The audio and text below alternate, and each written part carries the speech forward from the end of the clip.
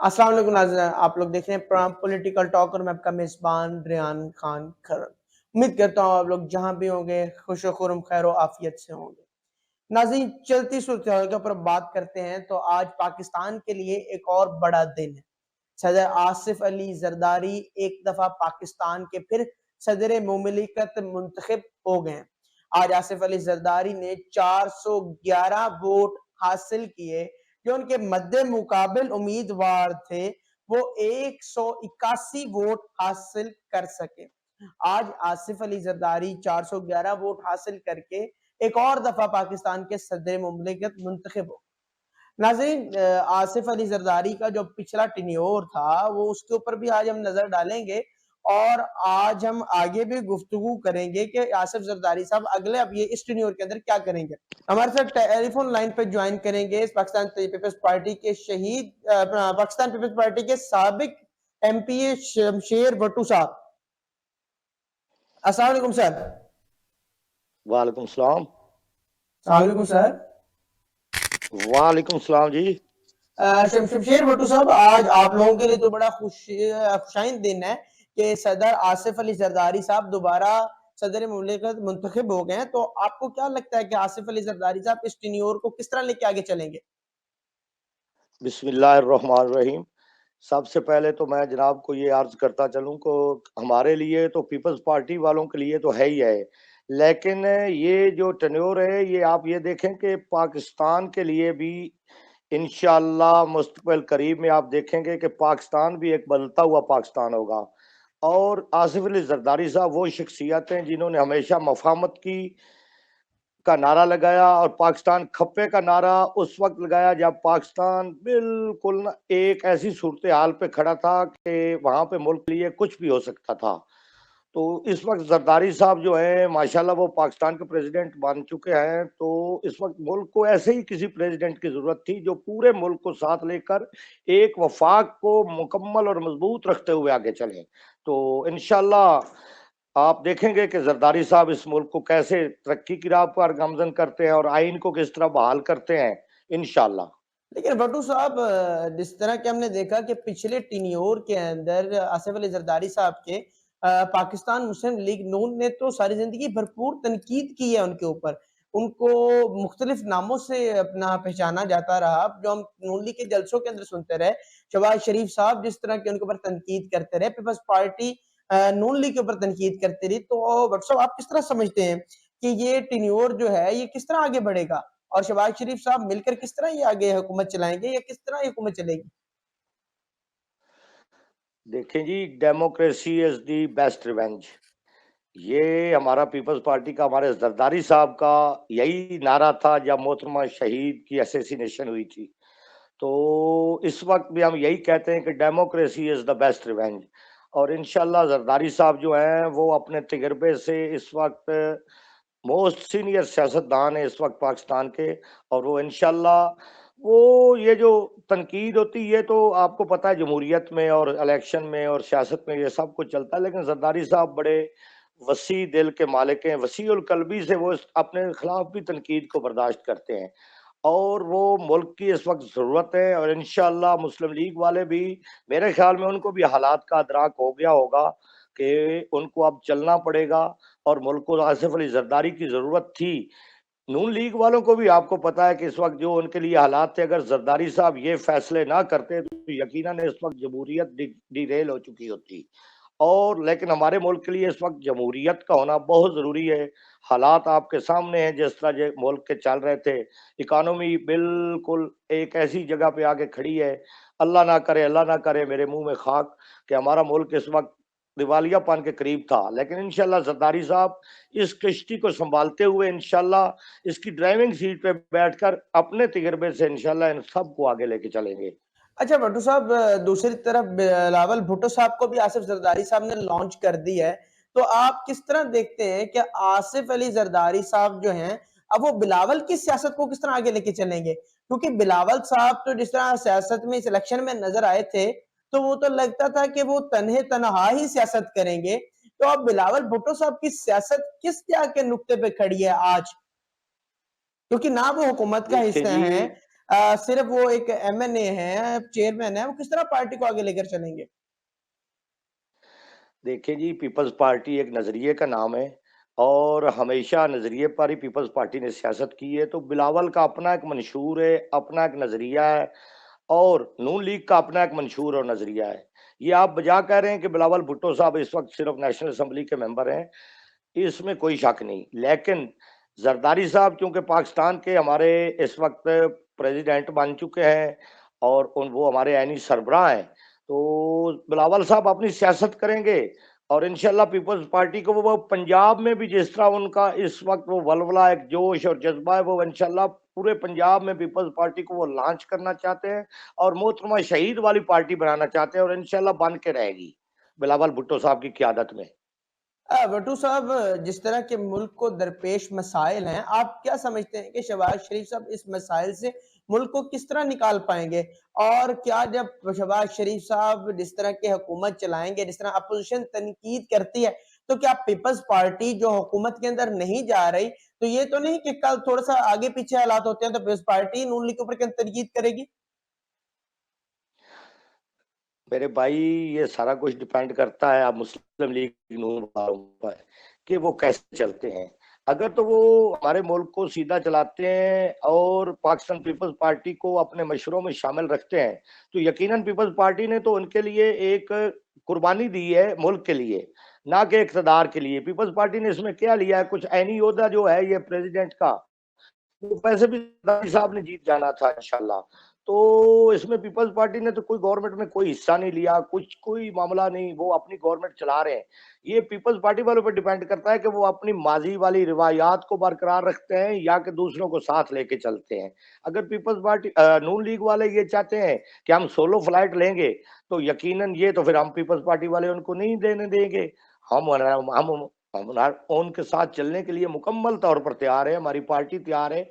बिलावल साहब जो है माशाअल्लाह उनका भी सियासत में आगाज़ है और वो जिस तरह उन्होंने पूरे मुल्क में कैंपेन की, हमारे इधर मेरे हलके में आके बिलावल साहब ने जलसा किया और कामयाब तरीन जलसा था, पंजाब का पहला जलसा मेरे हलका में था। और मुझे फ़ख्र है कि हमारे कायद आए उन्होंने यहाँ पे और इंशाअल्लाह यहाँ पे पीपल्स पार्टी ने यहाँ पे मेरे हलके में पीपल्स पार्टी ने 29,000 वोट लिए सूबाई हलके में, 1000 के मार्जिन से हमारे हैं। तो पीपल्स पार्टी को इंशाअल्लाह बिलावल साहब लॉन्च करेंगे और इंशाअल्लाह पीपल्स पार्टी पंजाब में भी ज़िंदा होगी।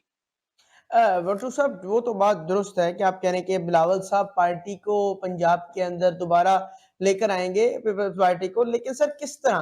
पाकिस्तान पीपल्स पार्टी तो अब कहा जा रहा है कि जिस तरह की ये हुकूमत का साथ देगी, तो कहते हैं कि पाकिस्तान पीपल्स पार्टी के लिए तो सिंध की सीटें अगली दफ़ा निकालना मुश्किल हो जाएँगी। तो आप इस तरह कहते हैं कि पीपल्स पार्टी पंजाब के अंदर आकर दोबारा उस तरह जिस तरह बीबी के होते हुए अपना पंजाब के अंदर करती थी सियासत वैसे करेगी? मैं आपको गुज़ारिश करता हूँ, आपको याद होगा 97 का इलेक्शन, जहाँ पे उस वक़्त आपको पता है कि पीपल्स पार्टी ने मरकज़ में बहुत कम सीटें ली थी, अपोज़िशन की थी, लेकिन असेंबली में मौजूद रहे थे। तो इसी तरह अगर पीपल्स पार्टी वाले हमारा ये जो जिस तरह है, इंशाअल्लाह बिलावल साहब मोहतरमा शहीद के बेटे हैं और ज़ुल्फ़िकार अली भुट्टो के नवासे हैं और जमहूरियत पर यकीन रखते हैं। पीपल्स पार्टी एक नज़रिए का नाम है। यहाँ पे इंशाअल्लाह लोग उनकी बात सुनते हैं। पीपल्स पार्टी का ये जो जियाला है वो अभी भी उनको सिर्फ़ कैद हमारे लीडरों की, कायदीन की थोड़ी-सी आशीर्वाद की ज़रूरत है, वो जियाला जागेगा इंशाअल्लाह पंजाब में और बिलावल जगाएगा इंशाअल्लाह। चलें जी, ऐसा कोई हमारी भी मसला दुआएँ नहीं है। आपके साथ हैं सर। लेकिन सर मुझे अब ज़रा नज़र डालते हैं कि पाकिस्तान तहरीक-ए-इंसाफ के बानी चेयरमैन का मुस्तकबिल आप क्या देखते हैं? और जो पाकिस्तान तहरीक-ए-इंसाफ अब एहतजाज करने जा रही है इस हुकूमत के खिलाफ, उसको आप किस तरह देखते हैं? देखिए जी, मेरा तो ये अपनी एक ज़ाती राय है कि मुल्क आइन पे चलना चाहिए। आइनी तौर पर जो ये पीटीआई वाले हैं, उनको भी ये इलेक्शन के रिज़ल्ट जो हैं, अगर उनको कहीं पे है तो उनका भी रिज़ल्ट इलेक्शन खोल दें उनके लिए कोई हल्का 1 आध जो 2-4 का वो सर वो मुतालबा आप करते हैं लोगों तो ने कोई खोलना मसला है, नहीं है। आप लोग हुकूमत का हिस्सा हैं। आप लोगों ने नहीं खोलना तो कौन खुलवा सकता है? हम लोग हुकूमत का हिस्सा नहीं है, हम तो यार उनके लिए आसिफ अली हमने जरदारी तो साहब उनको सदर पाकिस्तान आज मुंतखब हुए हैं, तो आप किस तरह कह सकते हैं कि आप ठीक है वज़ारतें आप नहीं ले रही, लेकिन आप हुकूमत का तो हिस्सा है ना सर? चेयरमैन सेनेट मेरे आपका होगा, भाई, तो सर आप किस तरह कह सकते हैं कि आप हुकूमत का हिस्सा नहीं है? डिप्टी स्पीकर आपके मैं हैं आपको नेशनल बता रहा हूँ असेंबली में, तो आप किस तरह कह सकते हैं आप हुकूमत का हिस्सा नहीं है सर? मैं आपको बता रहा हूँ कि ये कॉन्स्टिट्यूशनल सारे है ना ओहदे, ये तो आईनी ओहदे हैं, ये हम ले रहे हैं, ये तो हमारा हक भी बनता है, इतनी तो हमारे पास सीटें भी हैं, तो तो हमको क्या सर गवर्नमेंट का जो हिस्सा पीपल्स नहीं है, पार्टी ये एक तो मिनट सर, अदलिया का क्या काम है, आप एक मिनट पीपल्स ये तो पार्टी इलेक्शन कमीशन का और सर अदलिया ये का काम है। इलेक्शन कमीशन का काम है, आप असेंबली के अंदर भी करवा सकते हैं ये कानून, ये तो कोई मसला नहीं है। इसको अगर 2-4 सीटें खोलने से मुल्क के अंदर इस्तेकाम आता है तो उससे क्या फर्क पड़ता है? मेरी इंशाल्लाह अपनी ज़ाती राय है, और किसी फोरम पे भी अगर पार्टी ने कोई मीटिंग की तो मैं तो ये आवाज़ उठाऊँगा कि इनको इनके लिए हल्के खोल दें, क्या होगा? कोई फ़र्क नहीं पड़ेगा। इनका रोला खप ज़्यादा है, और बाकी जो है वो इतना जितना ये मज़लूम बनने की कोशिश कर रहे हैं उतना नहीं है मेरे भाई, अच्छा हकीकत सर, कुछ और है। आपने भी व्हाट्सएप इलेक्शन लड़ा है, तो ये जो फॉर्म 45 और 47 की जो तहरीक इंसाफ ने शोर मचाया हुआ है, आखिर आप भी इलेक्शन लड़े हैं, आपके पास भी फॉर्म 45-47 आए होंगे, क्या आपको किसी भी फॉर्म के अंदर ये शिकायत वसूल हुई है? जी, बिल्कुल, डेफ़िनिटली मैं खुद उसमें मुतासरा हूँ। मेरे साथ तो आप खुद ज़्यादती हुई है। मेरे पास अभी मैं ये फ़ॉर्म जो है मेरे पास, मेरा एक हल्के का पोलिंग स्टेशन नंबर था 127 और एक था पोलिंग स्टेशन नंबर 26। ये दोनों में यहाँ पे फ़ॉर्म 45 पे पोलिंग स्टेशन नंबर 26 पे 175 वोट मेरे थे। जहाँ पे 47 पे वहाँ पे उन्होंने जनाब उनको शो किया था 75, पूरा 100 वोट कम कर दिया गया। और इसी तरह पोलिंग स्टेशन नंबर 127 पे मेरे फॉर्म 45 पे 173 वोट थे, और वहाँ पे फॉर्म 47 पे मेरा 1 वोट है सिर्फ। तो ये तो हमने भी ब्यूरोक्रेसी जो थी यहाँ पे, जो उनके नून लीग वालों के सहूलतकार थे, वो उन्होंने उनको फैसिलिटेट किया है, ये क्या सर आप इस बिल्कुल चीज हक को बजाने की एडमिट बात है। करते हैं? सर क्या आप इस चीज को एडमिट करते हैं कि नून लीग को सहूलतकारी से जितवाया गया है? जी, मैं बिल्कुल एडमिट करता हूँ, मैं खुद उसमें मुतासरा हूँ। यहाँ पे जो हमारे पास ये जो ये नून लीग का कैंडिडेट जी। था, हमारे रिकॉर्ड के मुताबिक वो तीसरे नंबर पे था। जी, तो सूबाई आपका असेंबली भी में। यही मानना है, जिस तरह तहरीक इंसाफ कहती है कि 2024 के इलेक्शन के अंदर धांधली हुई है, आप भी इस चीज को एडमिट करते हैं सर? जी, मैं एडमिट करता हूँ, पंजाब अच्छा में भट्टू तो मुझे पता है, साहब जी, मुझे अपने हल्के का पता है। ठीक है भट्टू जी, साहब, उसका आपने मेरे पास अपने सबूत हल्के हैं। के आप सर आपने हल्के अपने हल्के के हवाले से क्या किया ऐसा, जब आपको पता चला फॉर्म 45 के अंदर ये आपके साथ रेगिंग हुई है तो उसके खिलाफ आपने क्या जी, किया जी। ऐसा? हमारी पार्टियाँ जो हैं इलेक्शन कमीशन में भी गई हुई हैं, लेकिन वहाँ पे इलेक्शन कमीशन जो कर रहा है वो आपके सामने है सारे हालात।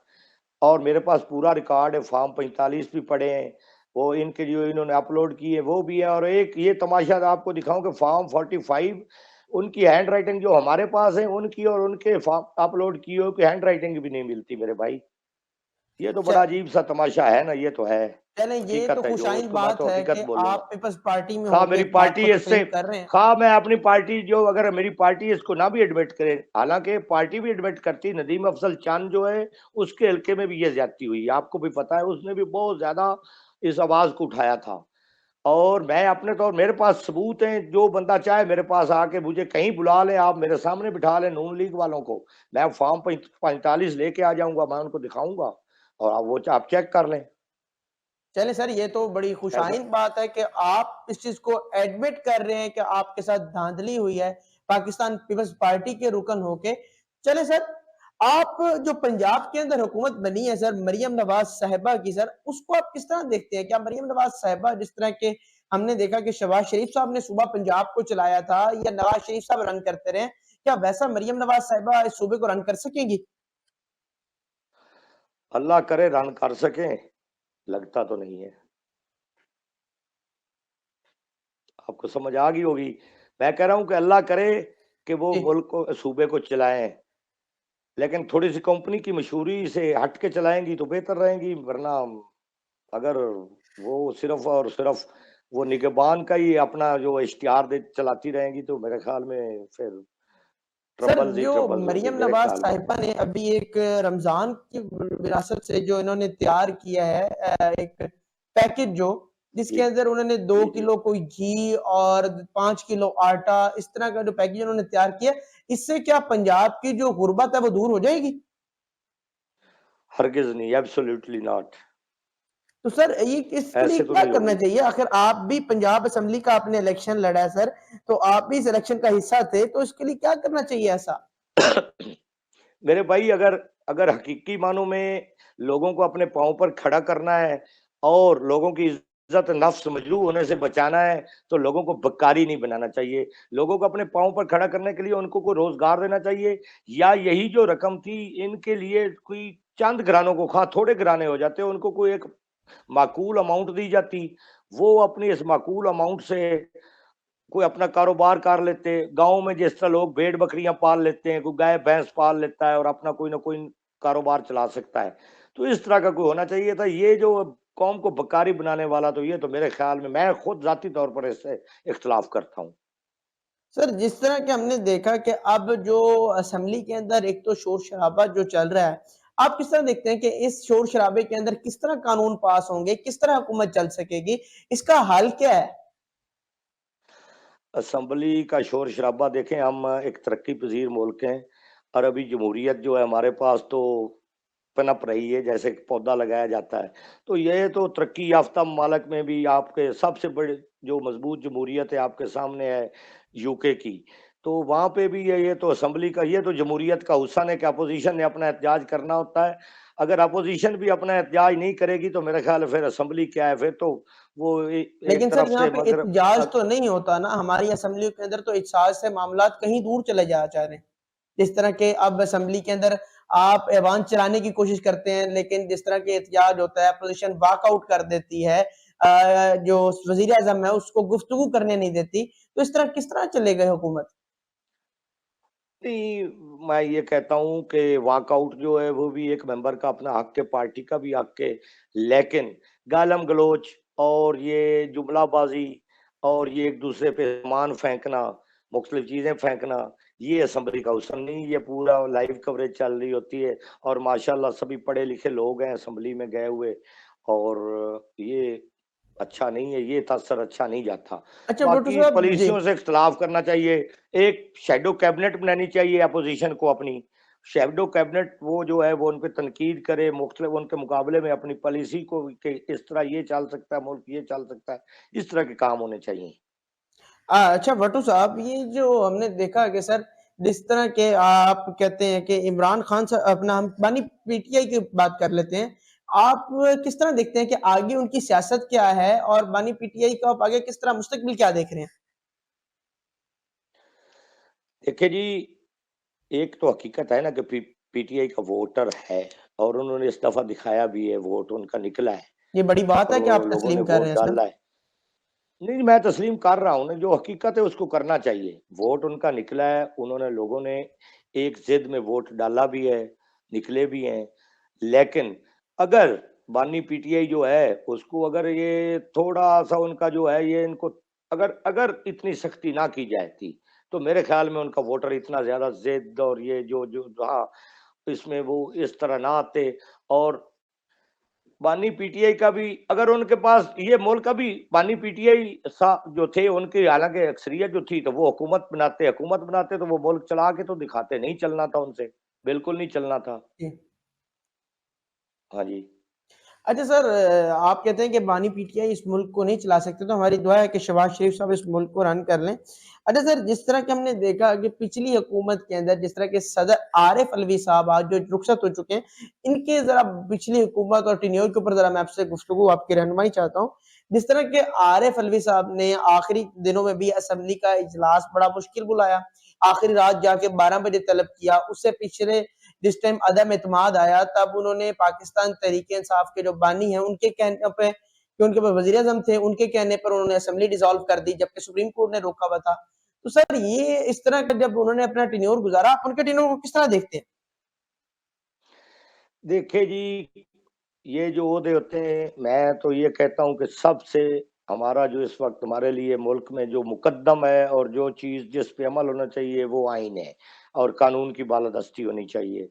ख़ा आसिफ़ अली ज़रदारी साहब हों, आरिफ अलवी साहब हों, कोई भी हो, आइन की अगर आइन पे अमल दरामद होगा, आइन की बालादस्ती होगी, तो ये मुल्क हमारा चल सकता है। हम एक वफ़ाक है हमारा पूरा मुल्क, 4 इकाइयाँ हैं यहाँ पे और इनका जो चलना है, वफ़ाक जो है हम और जमहूरियत हमारी ज़रूरत है। तर्ज़ हुकूमत जमहूरी होना चाहिए और आइन पे अमल दरामद होना चाहिए।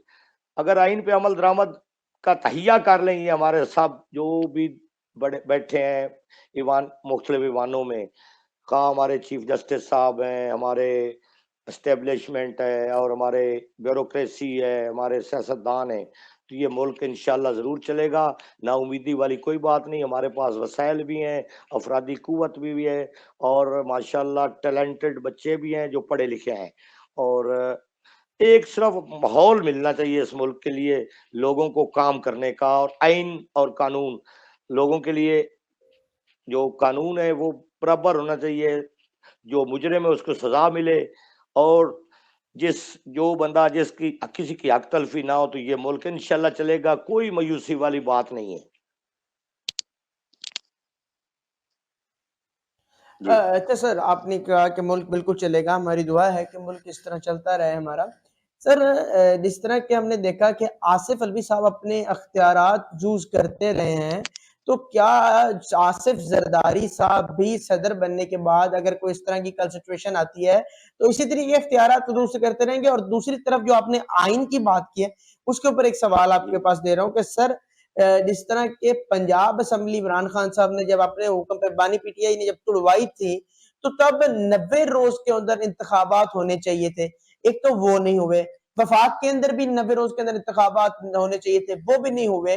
तो फिर सर आप किस तरह कह सकते हैं कि आइन की सलामती होनी चाहिए, आइन को नहीं तोड़ना चाहिए? जब आपकी पार्टियां ही आइन तोड़ के आ रही हैं, तो आप किस तरह आइन की सलामती कर सकते हैं?